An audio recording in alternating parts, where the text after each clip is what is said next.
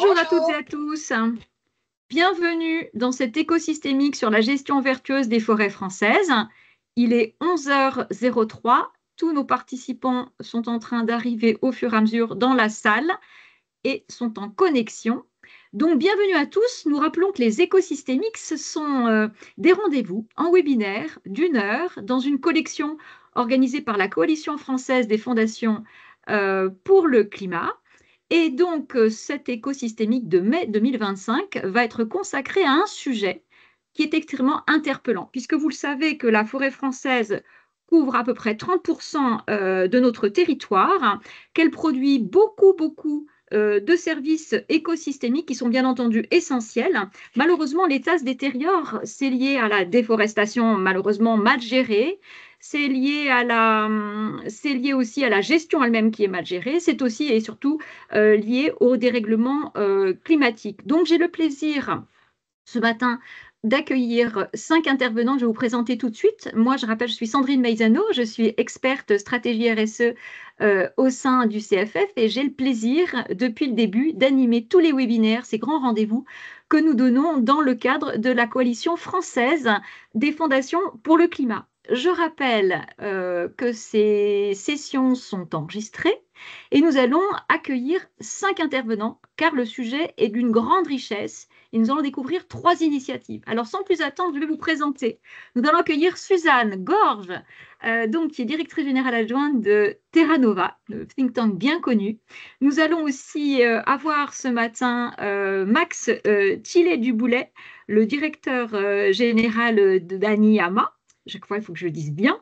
Et puis, nous allons parler de cette initiative de l'Alliance avec lui, ainsi qu'avec Victor Michalan, qui est copilote au sein de la Fondation de France, du fameux collectif d'action Transition écologique juste. Et nous aurons aussi Loïc Casset, qui est le directeur général de Silva Act. Puis, nous aurons une dernière intervention avec Kyle Coronen, qui n'est pas encore arrivé, que je vous présenterai tout à l'heure, et qui est le directeur de la Kone Foundation. Et donc, avec ces 5 intervenants, nous allons avoir un webinaire particulièrement riche sur 1 heure.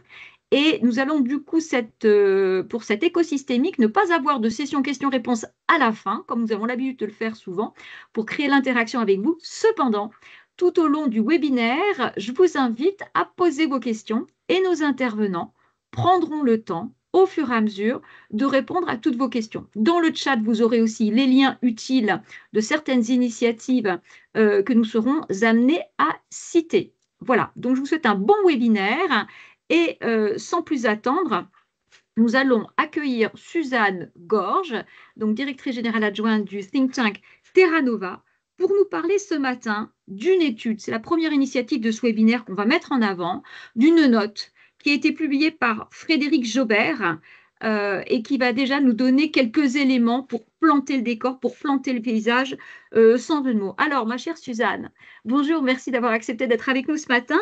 Est-ce que tu peux nous éclairer sur les circonstances qui ont amené à cette publication, donc je rappelle, par Frédéric Jobert de Terra Nova? Nous t'écoutons. Merci beaucoup Sandrine, j'espère que vous m'entendez bien. Je suis ravie de retrouver aujourd'hui le CFF, ça fait longtemps. C'est une grande joie. Merci à la coalition de cette invitation et merci de donner de la visibilité à cette note que je présente aujourd'hui. Donc en place et lieu de Frédéric Jobert qui malheureusement vient de prendre de nouvelles fonctions et ne pouvait pas être présent. Donc je vais essayer de présenter son travail le mieux possible, le plus fidèlement possible. Mais si vous avez des questions techniques ou des demandes de mise en relation, n'hésitez pas. Peut-être pour commencer, pourquoi cette note? En effet, Terra Nova a beaucoup poussé, notamment dans un rapport que Pascal Canfin et Thierry Pêche avaient rédigé ensemble, la question de la gouvernance de la transition écologique, et Terra Nova était à l'origine de la création du SGPE, qu'on avait à la base intitulé SGTE, Secrétaire général de la transition écologique, et donc on a toujours suivi avec attention leurs travaux. On a également publié toute une série de notes sur la forêt, et je souligne notamment un travail qu'avait fait Barbara Pompili quand elle était ministre. Et c'est pour toutes ces raisons que Frédéric Jobert nous a sollicité pour publier une note en son nom propre, et on reviendra, je pense, là-dessus, suite aux frustrations qu'il a ressenties dans les fonctions qu'il occupait en tant que directeur par intérim du SGPE. Et il avait voulu s'exprimer sur un certain nombre de sujets. Alors, le constat qui est partagé dans cette note, c'est que le dialogue entre parties prenantes est rompu. Pourtant, force est de constater que la forêt est un sujet, c'est un bien commun, c'est un sujet qui devrait tous nous rassembler, et pourtant, il y a d'énormes tensions. Il y a une incompréhension de la société civile vis-à-vis des politiques publiques forestières qui sont mises en place. Et puis, il y a une très grosse tension entre différents ministères. Je pense notamment au MASA, donc au ministère de l'Agriculture, et au MTE, ministère de la Transition écologique. Le sujet de la forêt a bougé de l'un à l'autre, mais il y a des débats interministériels qui sont de plus en plus agressifs et violents sur cette question. Et en fait, il y a vraiment deux visions, une vision très plus filière, pro-industrie, et une vision plus écologique qui s'opposent. Et ça entraîne un sentiment de blocage sur lequel Frédéric Jobert a voulu sensibiliser. Donc l'idée, c'était vraiment de trouver un canal et d'essayer de poser les choses beaucoup plus calmement pour rendre intelligibles les enjeux, expliquer comment les fonds publics, et il y en a eu beaucoup, ont été utilisés, et lancer un débat informé sur la forêt. Alors peut-être, avant de rentrer dans le détail, très rapidement, les trois axes que je détaillerai ensuite, Sandrine. Oui, oui. Il y a trois narratifs en fait qu'il est important de démonter. L'idée que le rôle de l'homme dans la sylviculture et dans la croissance de la forêt est indispensable. En gros, pour simplifier, on considère que la forêt ne pousse pas si l'homme n'est pas là pour la planter et la couper. La deuxième idée, c'est qu'il faut développer au maximum le bois énergie. Là aussi, ça part d'une bonne idée, mais attention de ne pas aller trop loin et sans se préoccuper des conditions qui rendent cette exploitation vertueuse. C'est une ressource qui n'est pas illimitée. Et puis enfin, on caricature souvent l'action publique en considérant, en tout cas sur ces politiques, qu'action publique égale subvention, et en concentrant uniquement la question sur les subventions aux filières. Et il me semble, enfin en tout cas pour Frédéric, que cette surdépendance aux subventions, elle fausse le modèle économique de la filière. Donc c'était vraiment les trois idées de cette note, et ensuite si on a des préconisations. Alors, donc, derrière cette note donc, qui est sortie il y a à peu près un mois, quels sont aujourd'hui les précaux et surtout les réactions qui se sont déclenchées derrière et surtout les perspectives? Bah, peut-être quand même sur les trois thèmes évoqués, je pense que Oui, c'est important de bien expliquer, parce que pour expliquer ensuite ce qui va se passer, c'est important de comprendre pourquoi aussi quand même cette note de Frédéric Jobert a été un peu perçue, c'était un peu un pavé mm, dans la mare, hein. Ça a déclenché pas mal de tensions. mhm. Et nous, on a organisé d'ailleurs une réunion après de portage et d'échange autour de cette note, et on a vu qu'il y avait des acteurs qui ne souhaitaient pas y participer. Donc on voit bien que c'est un sujet aujourd'hui qui est extrêmement clivant, avec des postures idéologiques très fortes, et sur lequel même nous, hein, en tant que Terra Nova, on a organisé pas mal de réunions de portage. On en a notamment organisé sur la viande, avec des associations végétariennes, des acteurs de filière. Et franchement, j'imaginais pas que le sujet serait aussi touchy sur la forêt. Donc c'était intéressant de se rendre compte de ça. Sur les trois thèmes évoqués, en gros, ce que dit Frédéric, c'est que le sujet des coupes rases, il illustre très bien la sensibilité du sujet. On voit bien que c'est un itinéraire technique qui est parfois nécessaire, hein, je pense, quand il y a des impasses sanitaires, des incendies, mais c'est pas le seul itinéraire technique, c'est ça que dit Frédéric, et ça a aussi des inconvénients, érosion, sécheresse, perte de biodiversité. Or, aujourd'hui, les politiques publiques forestières, en tout cas celles qui ont été mises en œuvre ces dernières années, elles ne financent que des plantations en plein après coupe rase, c'est à peu près 95% des fonds. Donc, il faut quand même avoir bien cette dimension en tête. Et là, c'est dommage. Et d'ailleurs, c'est pour ça que le SGPE s'est positionné en 2024 pour dire il faut arrêter ce dispositif de subvention qui n'atteint pas les objectifs qu'il s'était fixés. Et là encore, c'est un choix de politique publique, parce que même si la coupe rase n'est pas interdite, et on en parlera ensemble, ça fait partie des propositions de Frédéric, on voit bien que la puissance publique, elle peut décider de ne pas la subventionner pour encourager d'autres pratiques, ou en tout cas la limiter aux cas les plus adaptés. Donc sur la coupe rase, sur le bois énergie, je vais vite Sandrine. Oui. Ce que dit Frédéric, c'est que c'est nécessaire et que c'est indispensable à la transition énergétique. Donc ça, là-dessus, il n'y a pas de sujet. Par contre, tout le monde comprend bien que le bois énergie n'est vertueux que sous certaines conditions. La quantité, il y a une limite à ne pas dépasser, et la qualité. On ne coupe pas n'importe quelle parcelle forestière. Et aujourd'hui, on a en fait des politiques publiques qui se positionnent hyper en aval, donc qui subventionnent des dispositifs type fonds chaleur, subventions chaudière, chaufferie biomasse, plutôt que d'accompagner l'ensemble de la filière.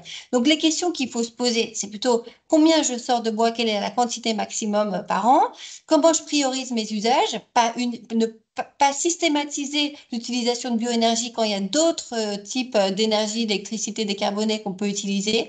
Et puis derrière, quel type de sylviculture je préconise. Donc on voit qu'il y a toute une série de questions à se poser qui aujourd'hui ne sont pas prises en compte dans les discussions qu'on a, notamment en interministériel, sur ces questions. Et enfin, troisième point qui a été souligné par Frédéric dans sa note, la question des subventions. Et là, c'est intéressant parce que du coup, ça fait le lien pour moi entre philanthropie et politique publique.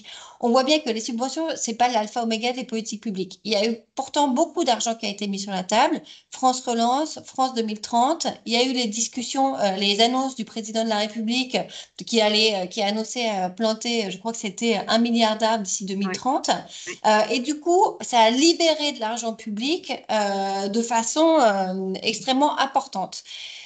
Frédéric Jobert, lui, il est convaincu du rôle de la puissance publique. Pour lui, néanmoins, ça n'a de sens que si on soutient les bons projets et si on est transparent sur les résultats. C'est une question aussi d'utilisation, de bonne utilisation et de transparence des fonds publics.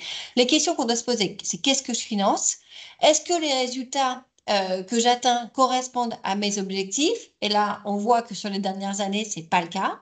Est-ce que je finance des projets qui pourraient pas être financés aussi autrement? Et là, je fais lien avec la philanthropie. Est-ce qu'on ne finance pas des expérimentations? Est-ce qu'on finance des projets de sylviculture à couvert continu? Est-ce que du coup, on lutte contre le déséquilibre sylvo-cinégénétique? On voit bien qu'il y a énormément de questions qui se posent et que les subventions publiques, elles doivent servir à d'autres choses et pas uniquement mettre de l'argent là. Aujourd'hui, du coup, on encourage aussi des dispositifs d'emploi, des travaux qui sont extrêmement importants et on n'encourage pas ceux qui ont envie de faire bien autrement. Et il y a un dernier point du coup, que soulève Frédéric, que je trouve extrêmement intéressant, c'est que finalement, on a beaucoup investi dans des dispositifs, j'en ai parlé de coupe rase, mais on a très peu investi dans l'humain, on a très peu investi dans le savoir-faire de celles et ceux, et il y en a autour de la table aujourd'hui, qui réaliseront des travaux, qui transformeront le bois. J'ai lu que les entreprises de travaux forestiers, ils peinent à recruter, 50% de leurs effectifs nous viennent de l'étranger. Donc, il y a aussi un sujet de connaissance, de savoir-faire, de formation, et je pense qu'on a du coup besoin de politiques publiques qui prennent en compte l'ensemble de ces champs, qui soient cohérentes, qui soient territorialisées aussi. Ça, c'est un point qui est beaucoup ressorti lors de la réunion qu'on a organisée autour de la suite à la publication de ce rapport. Tous les territoires ne sont pas égaux. Il y a des sujets d'espèces, il y a des sujets de climat, il y a des sujets de géographie, et il faut adapter les politiques à ces dispositifs-là.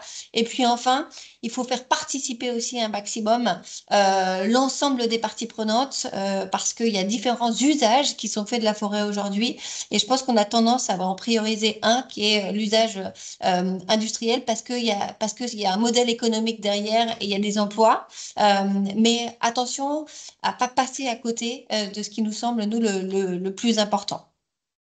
Est-ce que tu as une réaction dans l'accueil de cette note que tu veux peut-être mettre en avant pour en petite conclusion? Non, peut-être juste dire que du coup, les recommandations, parce qu'une fois qu'on a parlé des constats, nous, notre métier, c'est aussi l'élaboration de propositions de politique publique. Donc, c'est pas juste de dire que ça va pas, c'est d'essayer de réfléchir à des solutions. Ce que propose Frédéric Jobert, c'est du coup une sylviculture plurielle. On n'en a pas parlé, hein, mais c'est pas remplacer une espèce par une espèce, c'est pas faire de la monoculture, mais c'est d'essayer de réfléchir vraiment à différentes espèces en fonction des territoires et en fonction des besoins. C'est de promouvoir un usage raisonné et contraint du bois énergie. On le voit que, par exemple, sur l'électricité, il y a un dispositif qu'on appelle le merit order. Donc, on fait appel en fait à différentes sources d'électricité en fonction de leur capacité à produire, les ENR d'abord, etc. On pourrait imaginer la même chose pour le bois énergie. Il y a un sujet sur la chasse, alors un sujet qui est extrêmement sensible politiquement et du coup sur lequel les acteurs et les décideurs politiques ne vont pas forcément, mais il faut qu'on ait cette discussion. Une question autour de l'encadrement des coupes rases, je l'ai dit. Investissement dans la formation et l'attractivité des métiers de la forêt, ça c'est essentiel. Donc c'est plusieurs pistes que propose d'étudier et si le sujet vous intéresse, vous avez le détail dans la note, Frédéric, mais pour donner déjà quelques ouvertures. Enfin, les recos de Frédéric, c'est de dire qu'il faut qu'on ait le courage de changer de paradigme, qu'aujourd'hui, on voit bien qu'il y a des choses qui marchent pas, qu'on continue de mettre de l'argent sur des choses qui marchent pas et que c'est essentiel d'arrêter de financer ces dispositifs. Il faut qu'on ait le courage aussi de renoncer à des modèles économiques qui sont condamnés. Et là-dessus, on voit bien que le plaidoyer des acteurs est extrêmement fort. Il faut qu'on renonce à certains préjugés. Il faut qu'on dise à des moments qu'il y a des choses qu'on ne sait pas, notamment sur les évolutions du climat. Je pense que certains acteurs vont en parler. Il y a des choses aujourd'hui sur les espèces et leur capacité à résister. Il y a une dimension sur laquelle on doit continuer à creuser et il y a de la recherche à faire. Mais ce qui me rassure, c'est que depuis quelques semaines, quand même, la forêt, enfin depuis quelques mois maintenant, la forêt est devenue une prérogative du ministère de l'Environnement avec une ouverture, j'espère, au dialogue sur pas mal de sujets. Et j'espère, enfin en tout cas j'en fais le vœu, que c'est une première pierre pour un nouveau paradigme. Merci beaucoup, Suzanne. Effectivement, il y a des points que tu as abordés qu'on va continuer de développer. Alors, pour enchaîner, je vais tout de suite me tourner vers Loïc Casset, donc de la fondation, pardon, directeur général de Sylvact. Et donc, Loïc, quand on a préparé le webinaire, on a dit que les enjeux conduisent à la création de la coalition, de cette fameuse coalition des fonds et fondations pour une gestion vertueuse des forêts françaises, donc qui est une des initiatives qu'on met en avant ce matin. Et c'est bien ce qui est illustré par la note de Frédéric, qui s'intéresse d'abord à la filière bois et non à la forêt en tant que patrimoine d'intérêt général. Est-ce que vous pouvez nous développer les constats dans l'enchaînement de ce qui a été dit par, Par Suzanne. Par Suzanne, je suis fatiguée. Excusez-moi, je n'ai pas pris mon café ce matin. Voilà. Et donc, du coup, d'avoir un meilleur éclairage sur ces constats qui ont motivé cette fameuse coalition. Oui, donc, bonjour à tous. Effectivement, après l'introduction de Suzanne, il y a pas mal d'éléments qui ont été posés. Moi, je reviendrai sur un des éléments qui a conduit aussi à la création de cette coalition, c'est aussi l'enthousiasme, en fait, que tout le monde a, la préoccupation autour de ces enjeux. Voilà, alors les préoccupations sont variées. Hein, la forêt, c'est un espace de balade, c'est un espace de travail, c'est différents espaces. Et donc la coalition naît d'un constat qui est partagé en fait, hein, et qui a été abordé par Suzanne en introduction, avec effectivement le sentiment que la forêt française traverse quand même une crise profonde, que l'intérêt général n'y est plus suffisamment défendu, et donc chacune des structures qui participaient à la réflexion venait à la fois avec son propre point de départ, son expertise, et puis aussi son mode d'expression. Et en dépassant un petit peu ces éléments-là, on a pu faire ressortir un certain nombre de convergences qui nous montraient qu'en fait, il était évident qu'une communauté d'action pouvait voir jour. Et puis, pour à la fois inscrire une action de long terme, convergente, et aussi avec une échelle systémique, échelle qui sera reprise un petit peu plus loin. Donc aujourd'hui, effectivement, depuis des années, donc on constate, on observe cette dégradation des écosystèmes avec différents facteurs, hein, des sécheresses, des dépérissements, des incendies, des tempêtes. Donc les forêts françaises sont vulnérables aujourd'hui. On partage le constat que les politiques publiques sont souvent insuffisantes, décalées, dans certains cas contre-productives. Et aujourd'hui, on voit souvent des réponses simplistes face à des défis écologiques qui sont d'une extrême complexité en fait. Donc la tendance dominante aujourd'hui en forêt française reste effectivement marquée plutôt par des logiques de simplification, d'intensification, de rentabilité de court terme, et ça se traduit dans beaucoup de massifs par la standardisation des peuplements, l'extension des coupes rases, une mécanisation lourde, et puis une forte dépendance des filières industrielles à des modèles globaux. Donc partant de ce constat, de ces éléments qui ont pu être posés en collectif, encore une fois, on a donc estimé que ces modèles ne prennent pas en compte la complexité du vivant, ni la diversité des forêts, qui était évoquée aussi par Suzanne, mais également toutes les attentes qu'il y a aujourd'hui autour de la forêt, et qu'il était important de sortir du mythe que plus on coupe, plus on plante, plus on compense, et mieux c'est. Donc, le point important, c'est aussi de dire que les membres de la coalition ne considèrent pas qu'aujourd'hui rien n'est fait. Il y a des efforts qui sont faits en termes d'expérimentation, d'ajustement, etc. Mais par contre, les choix structurants restent, eux, guidés par une vision qui est souvent réductrice et qui peine à intégrer en fait la forêt dans toute sa dimension économique, écologique, sociale. Donc ce qu'on souhaite porter à travers cette coalition, c'est vraiment une vision qui soit tournée vers la robustesse, la sobriété et la diversité, une gestion qu'on qualifie de vertueuse, puisqu'on travaille dans un cadre d'intérêt général, en tout cas c'est l'horizon qu'on se donne, une gestion vertueuse qui soit à la fois écologique, sociale, économique, et tournée vers la résilience à la fois des peuplements forestiers, mais également des territoires, puisqu'aujourd'hui, 30%, en fait, c'était évoqué, du territoire national est constitué de forêts, donc c'est un élément constitutif très important de la France, en fait, de notre pays. Donc, voilà, pardon, je vous en prie. Non, je disais qu'effectivement, et ce qui est redit aussi ici, que je trouve qui nous sonne aux oreilles, c'est qu'on parle à la fois de la dimension économique, de la dimension environnementale et de la dimension humaine, et que bien sûr, c'est les trois qu'il faut prendre en considération. Et donc, ça, le but, c'est de retrouver des écosystèmes qui soient en capacité d'exprimer pleinement leur capacité d'adaptation, puisque la forêt a quand même cette capacité, même si elle est bousculée aujourd'hui. Effectivement, il est important il ne faut pas exclure l'intérêt économique de la forêt. Ce qu'on porte, c'est plutôt une vision axée sur la production de bois d'œuvre de qualité, où le bois énergie est un coproduit de la sylviculture, avec des filières économiques qui peuvent s'appuyer sur des bois à plus forte valeur ajoutée, dans des écosystèmes qui soient plus robustes, moins vulnérables face au changement climatique. Donc très concrètement, pour nous en tant que forestiers, ça veut dire favoriser la régénération naturelle quand elle est possible, plutôt que d'imposer la plantation de clones standardisés, puisqu'aujourd'hui c'est ce qui se pratique. Refuser effectivement la coupe rase comme méthode systématique d'adaptation, réintroduire de la diversité dans les peuplements, alors à la fois dans les essences, mais également dans les structures, dans les âges, pour renforcer encore une fois la résilience, et puis intégrer la voix des territoires, des habitants, des usagers, parce que la forêt, bien sûr, elle est privée, mais elle fait partie en fait de la vie culturelle, sociale d'un grand nombre de nos concitoyens. Et puis le dernier enjeu, bien sûr, qui est de conserver des espaces pour le haut niveau de naturalité, puisqu'on a aussi cette chance en France d'avoir encore des forêts, on ne va pas dire anciennes, enfin on a des forêts anciennes, pardon, on n'a pas des forêts primaires en France, mais on a encore des forêts anciennes et elles ont une valeur importante. Donc la forêt doit d'abord être gérée comme un écosystème vivant, pas comme une usine à bois, et la transition forestière viendra pas uniquement par le haut, mais aussi par des initiatives de terrain inscrites dans une vision de long terme. Et c'est vraiment ça qu'on porte. Donc, le guide, ce qu'on porte au niveau de la coalition, c'est pas un manifeste politique. C'est-à-dire, on n'est pas là pour dire, nous, on veut imposer telle ou telle politique. Parce que, comme l'a dit Suzanne en introduction, aujourd'hui, le niveau de tension entre acteurs est extrême. La discussion devient quand même très compliquée. Donc, on s'accorde entre acteurs qui sont déjà qui partagent ensemble une vision et qui se disent nous au moins on est d'accord, donc allons-y et puis emmenons avec nous ceux qui ont bien envie d'aller dans cette direction.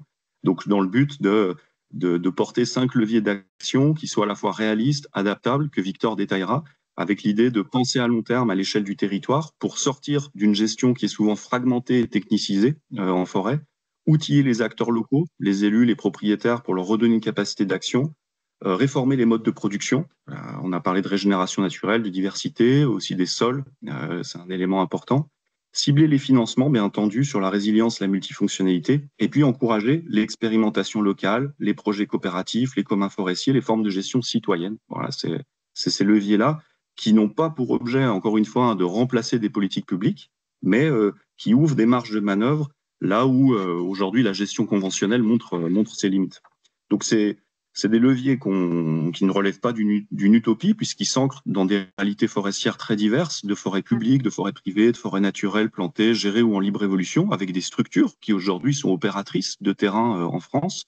Et donc, l'idée, c'est aussi de s'adapter aux contextes locaux tout en poursuivant un objectif commun. Et simplement, pour finir, en termes d'impact, nous, ce qu'on souhaite pour cette stratégie, c'est d'abord favoriser la santé des écosystèmes forestiers, pour que la forêt puisse continuer à jouer un rôle central dans la transition écologique et sociale, qu'elle trouve sa place dans la société du futur, à la fois comme bien commun à préserver et comme moteur d'une économie respectueuse de l'environnement et des territoires. Merci pour ces constats. Effectivement, la forêt est un écosystème et l'ensemble des acteurs est un écosystème qui doit être absolument traité comme tel. Alors du coup, Max, si tu peux peut-être nous expliquer un peu comment techniquement elle s'est montée, cette coalition, comment ça s'est construit, quelle stratégie vous avez mis en place. Et puis, quand on a préparé le webinaire, il y avait le mot important de systémique, d'approche systémique. Est-ce que tu peux peut-être développer ce point à ce stade ? Oui, bonjour à toutes et à tous. Merci Éloïc et Suzanne pour vos interventions, parce que je pense qu'elles posent excellemment bien le contexte et les enjeux. Absolument. Anyama, en fait, donc c'est une fondation et un fonds de dotation qui ont été créés en 2021 et dont l'objet principal est l'action en forêt française. Donc on est assez récent. On fonctionne aussi au maximum sur une logique de renforcement de capacité des porteurs de projets qu'on accompagne et dont évidemment l'action est au cœur de ce qu'on fait, puisque nous, en tant que fondation, on n'agit que par l'intermédiaire des acteurs associatifs que l'on soutient et avec lesquels on est en partenariat. Et en fait, après quelques mois d'échanges, de réflexion, de premiers partenariats qu'on commençait à avoir, on a estimé nécessaire de poser une stratégie plus claire, mais on ne voulait pas la construire dans une logique top-down, c'est-à-dire nous, fondation, qui allions agir comme des sachants, puisque on considérait que l'expertise, elle était plutôt chez les porteurs de projets d'intérêt général, justement, et dans toutes les personnes qu'on rencontrait, chez tous les forestiers qu'on voyait, dans toute leur pluralité, leur diversité. Et c'est là le rôle d'une fondation, c'est justement d'essayer d'agréger tout ça pour se donner une vision un peu globale. Et il fallait s'appuyer sur toutes ces expertises pour co-construire cette vision stratégique. Donc ça, je dirais, l'enjeu numéro un. L'enjeu numéro deux, c'est qu'en parallèle de tout ça, on avait un certain nombre de fonds et de fondations qui venaient nous questionner, puisqu'on avait cette casquette d'être la fondation qui voulait se spécialiser sur la forêt française, sur ce qu'il fallait faire ou pas faire en forêt. Et qui étaient tous assez perdus en fait face à la grande diversité d'approches et de logiques forestières qu'on peut voir, de plein de gens qui se réclament de faire des choses vertueuses en forêt, puisque l'arbre en lui-même, c'est quand même le meilleur objet de greenwashing qui est possible. Il suffit d'en mettre un sur n'importe quelle plaquette ou support de communication pour se donner une image verte, durable, et les non-avertis peuvent très très vite s'y perdre et se faire avoir. Donc c'est un peu la rencontre de ces deux enjeux, et nous-mêmes, on a eu quand même toute une phase de réflexion pendant laquelle on a aussi creusé tout ça et questionné tous ces enjeux-là. Euh, et ça prend du temps. Et effectivement, donc la rencontre de ces deux enjeux, je disais donc à la fois côté Anyama et du côté des fonds et fondations, enfin, c'est ce qui nous a amené en fait à co-construire avec la Fondation de France, dont Victor va vous parler après, la coalition des fonds et fondations pour la forêt française, même si on ne savait pas que ça deviendrait ça, et c'est devenu ça. En fait, elle est donc le fruit de deux initiatives parallèles qui émergent de ce que je viens d'expliquer, c'est-à-dire d'une part d'abord une première réunion en septembre 2023 de 30 fonds et fondations, enfin une trentaine, qui ont été invités, 50 personnes qui sont venues effectivement passer une demi-journée à la Fondation de France, ce qui nous a tous fait bien, enfin ce qui nous a confirmé qu'il y avait un intérêt effectivement pour la question et qu'il y avait un enjeu. Et puis 2 mois plus tard, on a réuni 9 porteurs de projets d'intérêt général qui sont ce qu'on appelle des pure players forêt française, donc ils ne font que ça. C'est un groupe qui est aujourd'hui porté à 12, mais ça, on pourra vous le. Je pense que ça s'affiche, mais pardon, moi j'ai un problème de présentation, donc je ne Ça vois pas. Donc, s'affiche, je tout pense que va vous avez le bien. logo, voilà, des associations Tout va bien. qui ont C'est ça. travaillé. Pendant une journée sur le matin, les constats, ça, jusqu'ici tout allait bien, tout le monde était assez d'accord pour les poser. Puis après, sur les solutions à mettre en œuvre l'après-midi, là, ça s'est un peu plus corsé et ça a fait l'objet de longues discussions, d'échanges, j'irai pas jusqu'à dire de tractations, mais en tout cas, enfin voilà, c'était pas évident de mettre tout le monde d'accord, on va dire, pour dégager, sinon un consensus, au moins un consentement sur un cadre. Ce second travail, donc, qui a abouti d'abord sur une note enfin, sur un gros document de travail d'une 50aine de pages, a été ensuite remanié, notamment par Victor, que vous allez entendre après, qui a fait un très gros travail là-dessus, avec le reste des membres du petit groupe de pilotage, pour en fait faire émerger ce guide stratégique qui est basé sur une vision. Alors malheureusement, je comptais la lire, mais comme je ne peux pas la voir, bah, je suis désolé, je vais devoir Mais, faire ça un petit peu, mais un sinon, petit peu, un petit peu à la sauvage. je peux te lire le slide si tu veux, Max, mais sinon, tu nous le fais à la sauvage. Nous, on est en convivialité, il n'y a pas de souci. Vas-y. Ouais, parce que du coup, j'ai pas pu. Enfin voilà. Non, mais à la sauvage, c'est que donc dans la vision, la forêt, elle est essentielle à la survie de l'humanité. Il y a un slide qui est Euh, dédié à ça. Si on peut passer le slide, voilà, ça va ouais, aider je sais pas Max. si on est dessus sur la Voilà, slide de voilà, la c'est bon, vision. c'est parfait. On y Voilà, va. super. Ah, puis j'ai des super collègues, ils sont trop sympas, ils m'amènent le support, donc c'est génial. Et ça, c'est la Euh, solidarité. Voilà, exactement.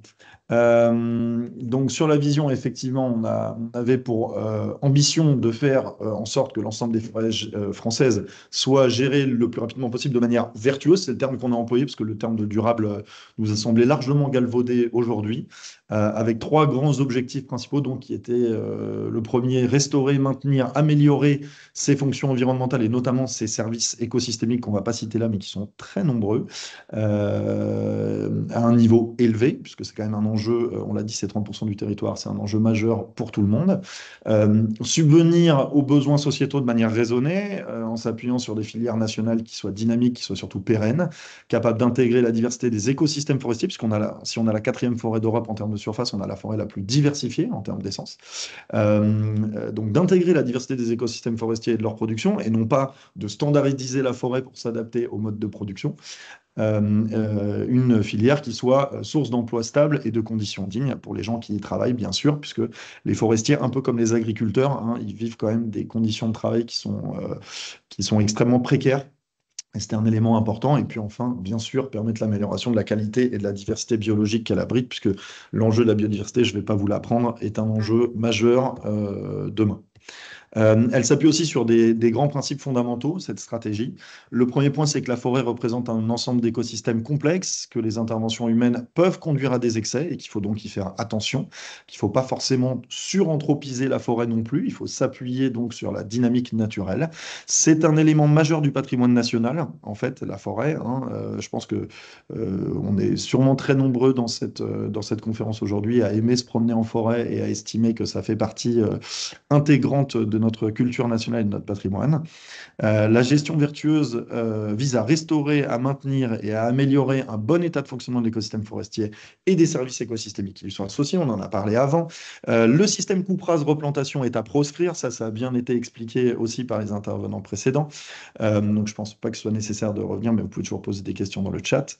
La logique des crédits carbone et biodiversité, et ça, je pense que ça va susciter pas mal de discussions, mais ces crédits, ils sont aujourd'hui, en tout cas, pas des outils qui permettent une approche holistique qui peut répondre à la multiplicité des enjeux forestiers de manière vertueuse et durable. Et comme très souvent, quand on ne prend qu'un seul prisme, on prend le risque de simplifier le discours, comme disait Loïc, et donc de passer à côté du sujet. Il faut garder de la complexité sur ces sujets-là, parce que c'est éminemment complexe, la forêt. Et donc, c'est un risque, le prisme crédit, carbone et avenir biodiversité, justement, de simplification et donc de mauvaises pratiques. Et la gestion vertueuse des forêts est aujourd'hui indissociable de conditions de travail dignes et d'une réelle valorisation sociale des professionnels qui exercent leur activité de la même manière que, effectivement, les agriculteurs, c'est exactement la même chose. Voilà. Donc, globalement, ce que je viens d'exposer, ça se décline en 5 axes d'intervention que je vais essayer de vous expliquer rapidement parce que je vois qu'on est déjà un peu en retard. D'abord, il y a un premier axe qui est sur comprendre et former. Là, on parle de projets de recherche appliquée, de formation des forestiers au mode de sylviculture vertueux, comme la sylviculture mélangée à couvert continu, mais il y en a d'autres. Le deuxième axe, c'est accompagner et soutenir les propriétaires forestiers, qu'ils soient publics ou privés, pour qu'ils puissent adopter des modes de sylviculture vertueux à couvert continu, tenant compte de l'ensemble des services écosystémiques que fournit la forêt. On l'a évoqué. L'axe numéro 3, c'est protéger et restaurer notamment les 2% de vieilles forêts françaises et de forêts primaires. Alors, il y a une question dans le chat sur la Guyane qui est une excellente question, puisque c'est quand même un territoire qui représente un quart de la France et qui est composé à 96% de forêts primaires. Donc, c'est clairement un enjeu qui, pour l'instant, n'est pas intégré autrement que ça dans la stratégie, mais on pense qu'il va falloir une stratégie adaptée sur ce territoire-là, sur lequel Anyama agit par ailleurs, et sur lequel je vous invite toutes et tous à je vous invite à vous y intéresser, parce que c'est un territoire passionnant, qui juste, pour la petite parenthèse, contient plus de 50% de la biodiversité française dans son ensemble. Donc la Guyane, si on veut s'intéresser à la biodiversité, c'est compliqué de passer à côté. Donc sur cet axe aussi, numéro 3 de protection et de restauration, il y a aussi le travail sur l'équilibre sylvo-cynégétique, c'est l'équilibre forêt-gibier en fait, dont parlait tout à l'heure Suzanne, par le biais de la chasse de régulation, mais aussi par le biais de la présence des grands prédateurs, qui est un grand sujet sur lequel on essaye aussi de travailler. Pourquoi? Parce que s'il y a un déséquilibre, s'il y a trop de pression d'ongulés, en fait, il n'y a pas de régénération de la forêt. Je dis ça pour les non-forestiers qui nous regardent. Donc, forcément, quand on veut travailler sur des modes de régénération naturelle, il faut qu'il puisse y avoir cette régénération. formation. Le 4e axe, c'est la sensibilisation et l'information du grand public, scolaire comme adulte. Et le 5e axe, c'est la transformation, l'invention de solutions futures. C'est un travail de plaidoyer, de rayonnement pour faire évoluer le cadre juridique et fiscal français, notamment. Et je pense que ça a été très bien évoqué dans la note de Terra Nova. Voilà. Aujourd'hui, il y a 23 fonds et fondations à date qui ont décidé d'adopter ce guide. Victor va vous en parler là juste après moi, pour viser donc un impact collectif et systémique, puisque le but c'est d'adopter cette stratégie et donc ensemble, quels que soient les axes sur lesquels chaque structure intervient, essayer de viser un impact ensemble sur cet enjeu de la forêt française. Et donc, voilà, l'ambition, vous avez compris, c'est de viser une gestion vertueuse des forêts françaises qui passe à la fois par donc, des modes de sylviculture plus respectueux des écosystèmes et aussi par la protection forte, voire stricte, quand il s'agit de forêts à très haute valeur écologique. Donc. Merci Max, cet éclairage est absolument clair. Ce qu'on comprend, c'est qu'en fait, dans l'Alliance, il y a des associations, témoignages de Sylvact, il y a des fondations et des fonds de dotation, donc Fondation Anyama, et puis bien sûr la Fondation de France, acteur incontournable, ce qui me permet de me tourner tout de suite vers Victor, donc au sein du collectif d'action Transition écologique juste. Est-ce qu'à ce stade de notre webinaire, Victor, vous pouvez nous expliquer les modalités d'action? Si on est aujourd'hui un fonds de dotation ou une fondation, comment on peut s'investir au sein de la coalition? Comment ça marche? Bonjour Sandrine, bonjour à toutes et tous. Merci Max et Loïc. Et oui, je vais essayer de vous expliquer tout ça, Sandrine. Et donc, de vous décrire un peu les missions qu'on a imaginées pour cette coalition, son fonctionnement global et puis la manière de s'y impliquer si vous le souhaitez. Donc, cette coalition, en fait, elle s'est donnée 3 grandes missions principales, dont la base, et c'est ce que Max disait, enfin, ce n'est pas une mise en commun des moyens financiers, mais c'est bien une addition de toutes les contributions pour atteindre les 5 objectifs de la stratégie. Donc, je commencerai par l'objectif principal qui est, c'est ce que Max disait et c'est ce que tu disais aussi Sandrine, celui de renforcer l'impact de nos actions pour la forêt. Et c'est la raison qui a été vraiment au cœur de l'idée de cette coalition, qui a inspiré notre réflexion et qui, je crois, a convaincu à la fois beaucoup de fonds et fondations de rejoindre l'initiative, mais aussi les différents acteurs associatifs de s'impliquer dans le projet. J'aborderai juste après la seconde mission, qui est une mission très concrète, qui veut répondre en fait à un besoin qui a été exprimé très clairement par les fonds et fondations lors de toutes les étapes de construction de la coalition, et qui est la volonté de se former et de monter en compétences pour mieux comprendre ces enjeux très complexes de la forêt, et donc la meilleure manière d'y répondre en tant que bailleur. C'est une mission fondamentale de la coalition qui peut paraître simple, mais qui implique en réalité une évolution assez importante de la posture des fonds et des fondations. Enfin, la troisième mission que je détaillerai ensuite et que nous avons souhaité pour cette coalition, c'est bien sûr celle de faire communauté, et c'est-à-dire de créer une enceinte de rencontres et de discussions à la fois entre les fonds et fondations qui en font partie, mais aussi entre les fondations et les acteurs associatifs. C'est un aspect de la coalition qui sera vraiment fondamental pour sa réussite, notamment si on veut qu'elle devienne un instrument vivant et qu'elle perdure dans le temps. Donc, je vais développer un tout petit peu juste mon premier point qui était celui de l'impact collectif. C'est ce que tu disais, Sandrine, tout à l'heure en introduction. Tu sais que voilà, depuis plusieurs années, on se questionne beaucoup à la Fondation de France, dans beaucoup de nos structures philanthropiques, sur la manière d'initier les changements qu'on appelle systémiques, c'est-à-dire en mesure d'avoir vraiment un impact durable et transformateur sur les enjeux qu'on essaye d'adresser. Et c'est vrai, il faut reconnaître que cette approche du changement systémique, elle est parfois un concept un peu flou, un peu théorique, c'est difficile à mettre en œuvre de manière opérationnelle, encore plus pour les petites structures, etc. Et donc, on a essayé de faire une proposition avec cette coalition d'une déclinaison très concrète de cette approche. Et en fait, ça repose sur 2 choses simples. D'un côté, c'est l'adoption de cette stratégie commune, avec ses principes, avec sa vision, avec ses objectifs de changement que vous a présenté Max. Et de l'autre, sur l'addition de tous les moyens des membres de la coalition pour la mettre en œuvre, en laissant chaque structure libre d'y participer à sa hauteur, avec ses appétences, avec son fonctionnement, son histoire, etc. Et donc, c'est bien la somme de tous les financements encadrés par cette stratégie commune qui permettra de viser, et on espère de réaliser, de vrais changements systémiques. Ça repose aussi sur le constat, bien sûr, qu'il est compliqué, voire impossible pour une seule structure ou un seul acteur d'essayer de répondre à lui seul à l'ensemble des enjeux. Et donc, il y a vraiment, en fait, dans l'ADN de cette coalition, la notion de complémentarité, à la fois entre les bailleurs, mais aussi entre les structures associatives qui ont participé à la construction du cadre. J'en arrive donc à la seconde mission dont je vous parlais en introduction, qui est celle de répondre aux besoins exprimés par toutes les fonds et fondations, de pouvoir se former et monter en compétence sur ces enjeux relatifs à la forêt en France. C'est vraiment une mission fondamentale de la coalition. Elle est particulièrement intéressante.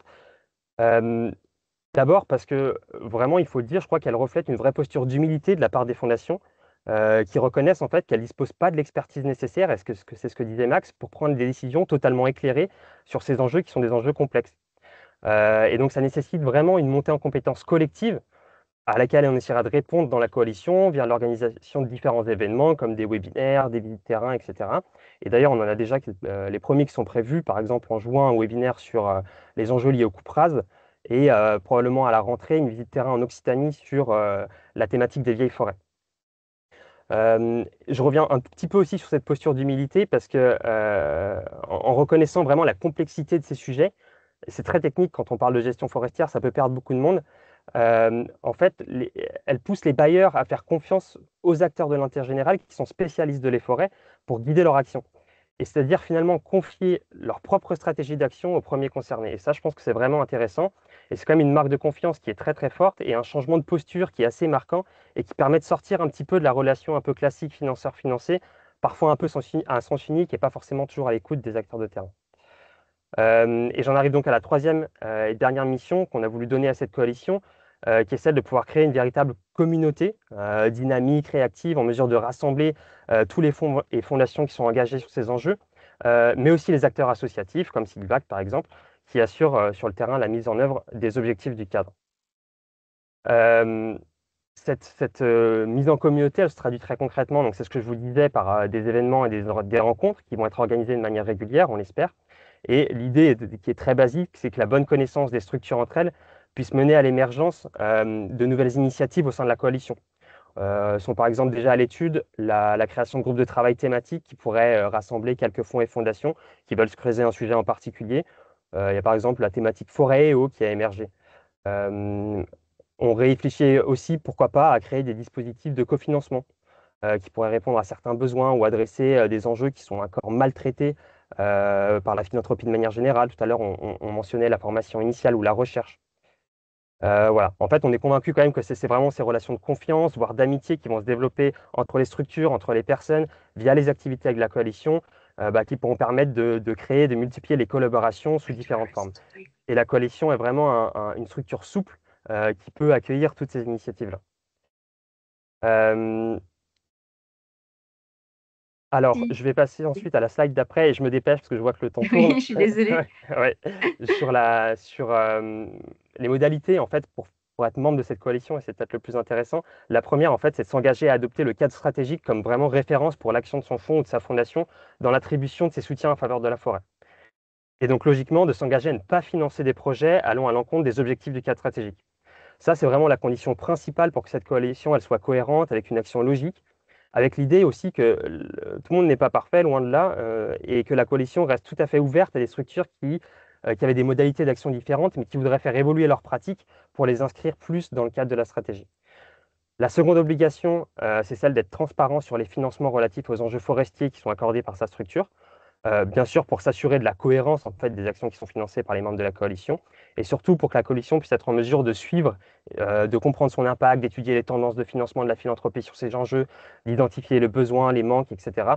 Bref, de disposer de toutes les données nécessaires pour orienter l'action de la coalition. Enfin, et ça c'est la dernière chose, et j'insiste là-dessus, il n'y a aucune contribution financière qui est obligatoire pour participer à cette coalition. C'est un point qui est assez important, c'est une approche, c'est un choix qui a été très clair dans la réflexion sur la construction de la coalition. Même si on sait que le défi en fait, de la survie de cette coalition, comme pour toutes les coalitions, ça va être sa capacité à rester vivante, active et animée. Et donc, on pense nous, que ça nécessite une animation qui est dédiée. Et donc, on a décidé de confier ce rôle spécifiquement à une coordinatrice qui s'appelle Marie Forêt, donc, qui était probablement un peu prédestinée pour ce rôle. Et donc, ça demande quand même un petit budget dédié, mais très contenu, et qui repose uniquement sur des contributions volontaires, ce qui a très bien marché, puisqu'on a 8 fondations qui ont proposé spontanément de cofinancer cette animation de Marie. Voilà, et on peut passer à la dernière slide. Oui. Donc, je vous l'ai dit, pour rejoindre la coalition, il suffit de signer le guide stratégique, de s'engager à le respecter. Et puis ensuite, vous pouvez vous y impliquer avec le niveau d'implication que vous souhaitez, selon le temps que vous avez, les appétences que vous avez, etc. Bien sûr, une fois que vous êtes dans la coalition, c'est important d'en parler et donc de porter les messages de la coalition, de sa vision de la gestion vertueuse des forêts en France, dans vos réseaux, dans les différents échanges que vous pouvez avoir, pour refaire vraiment de la forêt, c'est ce que disait Suzanne dans l'introduction, un sujet de société et continuer à questionner nos pratiques et nos impacts sur ces écosystèmes. Et donc, on peut passer à la toute dernière slide que je ne vois pas non plus, sur les logos. Donc voilà, Max vous le disait, il y a 23 fonds et fondations qui ont rejoint la coalition pour son lancement officiel qui était le 2 avril dernier, qui a été un très bel événement, avec un bel enthousiasme qui en est ressorti, mais c'était évidemment que le début. Il y a beaucoup de choses qui arrivent et maintenant, l'enjeu, ça va être de faire vivre cette coalition. Et donc voilà, si vous êtes intéressés, n'hésitez pas à nous contacter, moi, Max, Loïc ou Marie Forêt. On sera ravis de pouvoir en discuter avec vous. Et j'ai été déjà beaucoup trop long, je m'en excuse et je te redonne la parole. Merci Sandrine, merci à tous et tous. Merci Victor, on voit que c'est une très belle initiative, très riche et on ne pouvait absolument pas t'interrompre. Et bon courage à Marie Forêt, la bien nommée. Donc, nous allons arriver à la troisième initiative de ce webinaire sur la gestion vertueuse des forêts françaises. Et nous allons prendre une dimension internationale, puisque j'ai le plaisir d'accueillir Cale Korhonen, qui est directeur du financement de la Kone Foundation en Finlande. Et donc, Cale, peut-être nous donner quelques éléments sur la Kone Foundation pour qu'on puisse un peu mieux vous connaître et surtout comprendre le fait qu'au fait, au départ, dans vos missions, vous êtes plutôt sur le soutien de l'art. Et donc, votre fondation, aujourd'hui, elle a décidé de travailler sur cette question de la forêt, d'un récit commun autour de la forêt avec une très jolie initiative, j'aime beaucoup, The Great Forest Dialogue Day. Donc, si vous pouvez nous dire quelques éléments, mon cher Cale, sur la Kone Foundation et en quoi consistent ces dialogues. Et après, peut-être on fera un point sur ce que ça a donné, le rapport de cette initiative. Nous vous écoutons. Alors, quel un petit coup de micro, on vous entendra beaucoup mieux. Merci. Et je rappelle que vous pouvez poser vos questions dans le chat. Au fur et à mesure, il n'y aura pas de séquence questions-réponses à la fin. Donc, quel, pour l'instant, le micro n'est pas encore branché. Tous les supports, tous les liens, toutes les initiatives qui sont citées, bien entendu, sont valorisées dans le chat. Vous retrouvez tous les liens et vous aurez aussi un email, ne vous inquiétez pas, qui vous sera envoyé a posteriori. Mon cher Kay, nous sommes impatients de vous entendre et malheureusement, sur un plan technique, on vous voit, mais il semble que la fonction micro muet n'ait pas été désactivée. Est-ce que nous pouvons vous aider? On rappelle que sur les outils en visio, ce n'est pas toujours évident, entre les Zoom, les Teams et tous ces outils, de se retrouver sur la caméra ou le paramétrage de son micro.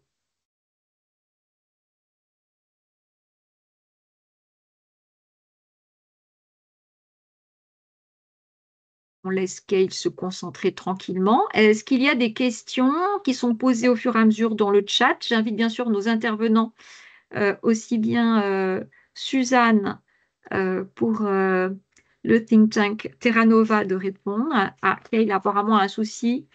Et carrément la caméra qui a été enlevée. Cale, vous nous entendez? Est-ce qu'on vous entend? Là, pour l'instant, nous avons un souci. Cale, you're on mute. You can try Yes. to turn on your micro so that we can all hear you. Can you hear us?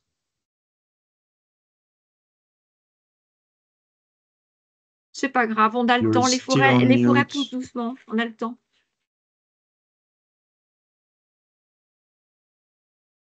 Cale, Alors, can you hear us?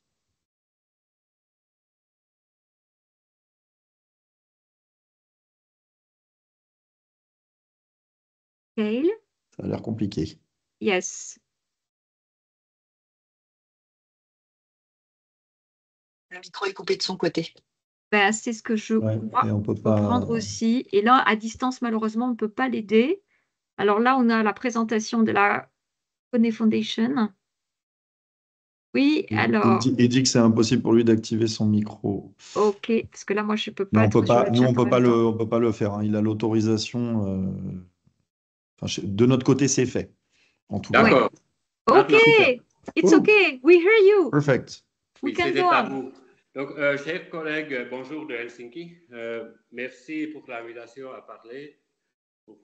Excusez-moi mon choix de langue parce que je vais continuer en anglais maintenant. So thank you for inviting me. I'm just going to tell you about KONE Foundation and the initiative on behalf of, on the side of the forests.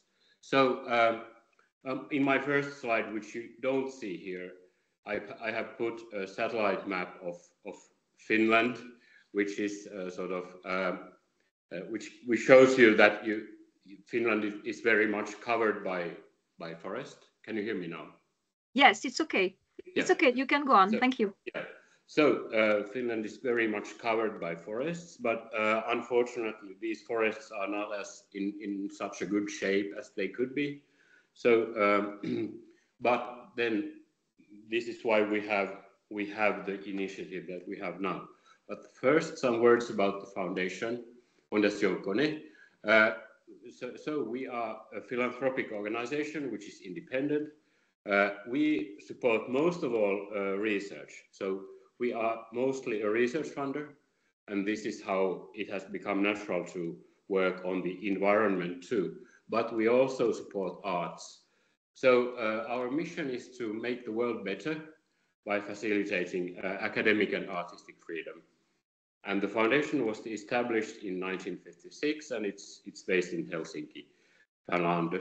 And our assets are, we have about 11% of the Société, the corporation KONE, which is an elevator and escalator company, and then we have other assets which makes it possible for us to award.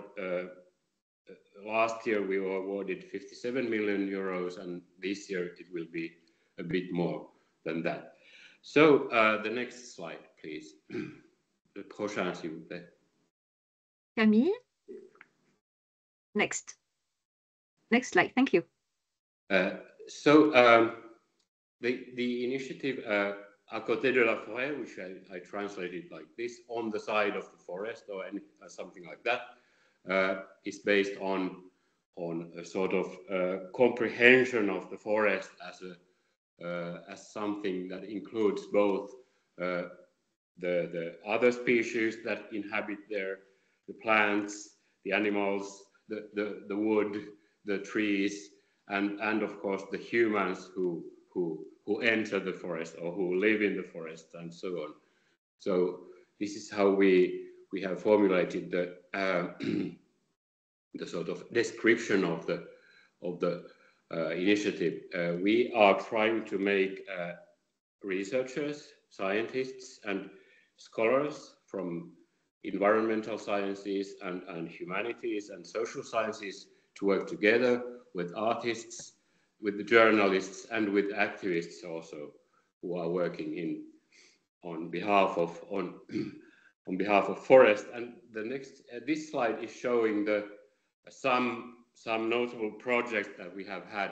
So we have, for example, we have acquired an island in central Finland, which is shown on the left side of the slide. So and of course it's from this winter, so you can see that the lakes are lakes are frozen in Finland. So we acquired this island and then we donated it as a nature reserve.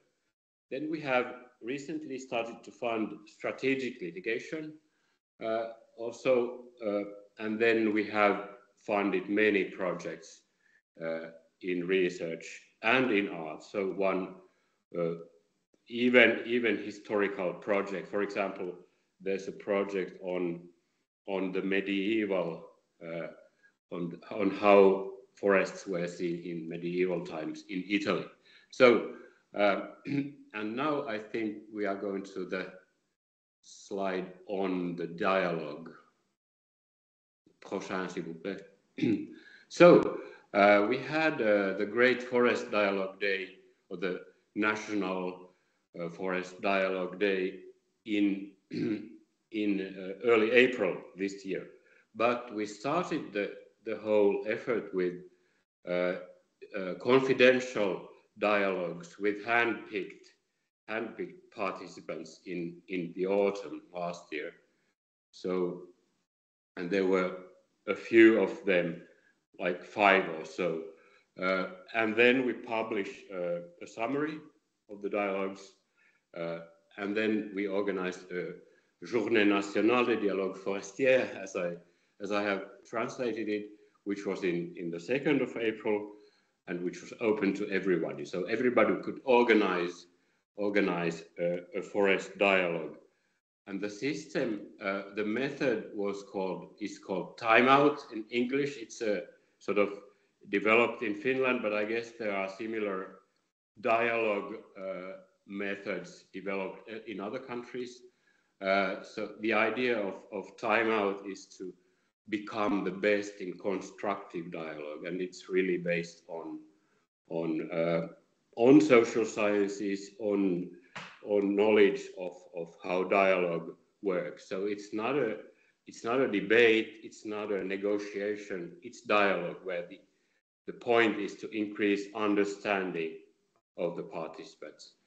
And the Forest Dialogue Day, yeah, we had almost 100 organizers, about almost 1,000 participants in all the dialogues. And the point was to reveal the different significations and the values of forests. And this is how we do this by summarizing all the dialogues, and then the point is to also to diversify the debate or the dialogue on forests, which have been very much the dialogue which has been very much dominated in Finland, or the discussion has been dominated by forest industry, which has been the basis of one of the bases of the Finnish economy, as you can understand, as you see if you look at the map of Finland. So and then also it's we are trying to make the forest industry change, the attitudes of people change towards forests, and propose different new kinds of scenarios on the future of forests in Finland. I think that's it. Thank you. Merci beaucoup. Merci Kyle, c'est extrêmement... Kalle. Calais, je suis désolée, Oui. merci, désolée, Calais, désolée pour l'accent. En fait, c'est extrêmement intéressant parce qu'on voit qu'effectivement, la forêt en Finlande, on fait les mêmes constats, c'est abîmé. Et on observe aussi que c'est un sujet d'une grande actualité puisque le 2 avril, la grande journée du dialogue, pour vous, avec près de 100 organisations, bravo, ça vient dans l'actualité aussi de la coalition dont on vient parler précédemment sur la gestion vertueuse des forêts. On voit que tous ces sujets sont d'une grande actualité. Notre webinaire est vraiment ancré dans cette actualité, puisqu'on se constate aussi, c'est la convergence des constats que vous faites vous-même en Finlande, dans le nord de l'Europe, et les recommandations notamment sur les pratiques forestières. On se rend compte qu'effectivement, beaucoup d'aspects sont convergents, et l'esprit elle-même, puisqu'effectivement, vous êtes dans la co-construction, la coopération sur ce sujet-là, ce qui est effectivement la teneur aussi de la coalition. Alors, nous nous acheminons tout doucement vers la fin de ce webinaire. Moi, ce que je retiens dans ce qui a été dit, c'est des termes, je pense, qui ont été dans les propos de nombreux d'entre vous. Alors d'abord, on va parler effectivement non pas de forêt durable, mais de forêt vertueuse. C'est en tout cas un des choix assumés de la coalition. Du dialogue, de la complexité qu'il ne faut pas oublier, donc il faut la traiter comme telle. On rappelle, alors Kylie nous parlait de la Finlande, mais sur la France, on rappelle aussi qu'avec les territoires d'outre-mer, la forêt est très riche et beaucoup plus variée qu'on ne peut l'imaginer. Et ça va avec ces systèmes de biodiversité. Sur ce qu'on peut retenir aussi, ce qui a été dit aussi bien par Terra Nova que par l'Alliance, représentée aujourd'hui par donc la Fondation de France, on a dit une douzaine d'associations et 21 à peu près fonds de dotation et fondations, si j'ai bien noté, Max, que en fait on arrive à une problématique qui doit être pilotée à la fois dans l'amont et dans l'aval, qu'on est dans une approche systémique avec les 3 volets économiques, humains et environnement, et que la problème, c'est bien de faire travailler tous ensemble l'ensemble de tous les acteurs, de toutes les parties prenantes qui sont concernées par tous ces sujets. Voilà. En tout cas, j'espère que ce webinaire a répondu à certaines de vos questions. vous a donné un éclairage nouveau sur l'importance, voire l'urgence de ce thème de l'actualité de nos forêts françaises, qui est un thème en tant que tel et qui appelle à du dialogue et qui nous permet aujourd'hui de mettre en avant notamment cette fameuse coalition française pour la gestion vertueuse des forêts françaises. Et sans plus attendre, si je crois que je n'ai rien oublié d'autre, sauf si un ou deux de nos intervenants veut dire un petit mot pour la fin, je vais vous annoncer que le prochain rendez-vous du CFF, c'est à Annecy pour l'atelier annuel des fondations qui se tiendra du 30 juin au 2 juillet prochain, que la CFFC y abordera aussi ses sujets de prédilection puisque nous aborderons la question des océans. Voilà, en tout cas, je tiens à remercier vraiment nos 5 intervenants. C'est un webinaire qui était particulièrement riche, avec beaucoup de témoignages et particulièrement complet, avec une approche de cadrage d'études, une réalité d'initiative qui est cette coalition qu'on vous invite ou à rejoindre, ou en tout cas intéressez-vous à ces travaux, tous les liens ont été donnés, et puis la découverte qu'aussi il n'y a pas qu'en France qu'il se passe des choses. Merci Kayley pour ce témoignage précieux qu'effectivement dans le nord de l'Europe il se passe aussi de très belles choses. Je tiens encore à remercier pour leur témoignage et leur disponibilité tout le temps de préparation nos 5 intervenants. Merci à nos participants. Nous avions 80 participants tout à l'heure. Et je vous souhaite à toutes et à tous un excellent appétit, une bonne continuation. Et on se retrouvera pour un prochain écosystémique dont le thème sera dévoilé un petit peu plus tard. Nous travaillons à ce sujet avec Lyoko et toutes les équipes du CFF. Très bonne journée à tous. Ravi de vous avoir encore eu. Et on se retrouve au prochain écosystémique. À bientôt!